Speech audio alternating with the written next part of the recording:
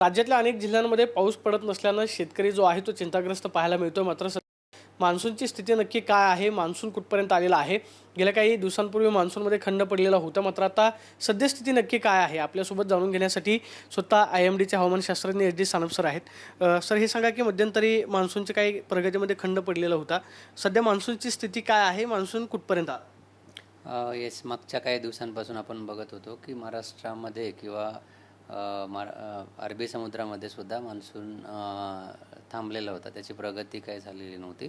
परंतु मागील 24 ते 48 तासांमध्ये मान्सूनच्या वाऱ्यांची जी तीव्रता आहे ती वाढलेली आहे आणि त्यामुळं मान्सून महाराष्ट्रातील अजून काही भागांमध्ये आज दाखल झालेला आहे, ज्यामध्ये अरबी समुद्राचा काही भाग आहे, त्यानंतर अलिबाग, पुणे, त्यानंतर मध्य महाराष्ट्रातील अजून काही भाग, मराठवाडा, त्यानंतर मराठवाड्यातला अजून थोडासा भाग आणि पुढे तो छत्तीसगड मधून ओडिसातल्या काही भागांमध्ये पोहोचलेला आहे। राज्यातले किती जिल्हे जे आहेत त्या मान्सूनच्या प्रभावाखाली आलेले आहेत की सध्या त्या जिल्ह्यांमध्ये मान्सून सध्या दाखल? पुणे डिस्ट्रिक्टच्या दक्षिणेकडचे बरेचसे जिल्हे त्यामध्ये आलेले आहेत आणि मराठवाड्यातील दक्षिण मध्य मराठवाड्यातील काही जिल्हे त्यामध्ये आलेले आहेत।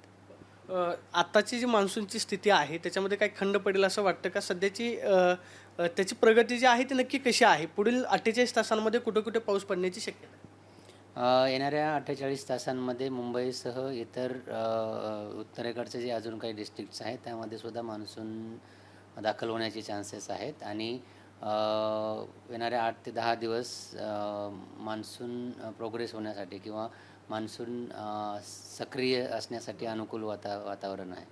पावसाची स्थिती कुठे कुठे पाहायला मिळते आज आणि उद्या, म्हणजे 48 तासामध्ये कुठे पाऊस पडेल अशी शक्यता आहे? आता आपण इथं जर बघितलं तर कोकण किनारपट्टीसह मध्य महाराष्ट्र, मराठवाड्यातील बहुतांश ठिकाणी आज मेघगर्जनेसह पाऊस होण्याची शक्यता आहे आणि 48 तासानंतर ज्यावेळी मान्सून पूर्णपणे सेट होईल त्यावेळी स्टेबल किंवा आपण ढगाळ वातावरण बघून ढगाळ वातावरणासह मान्सूनचा पाऊस पडताना कोकणापासून मान्सून आता पुढे सरकला असं म्हणावं लागेल?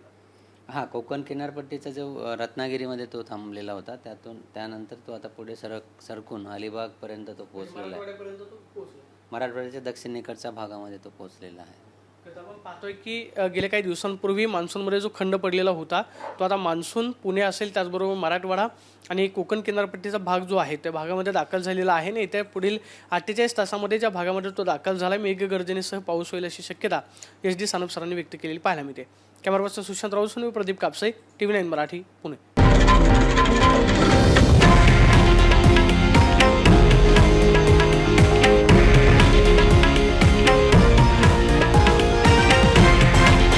हे आहे देशातील नंबर 1 न्यूज नेटवर्क आणि आपण पाहत आहात TV9 मराठी, एकमेव।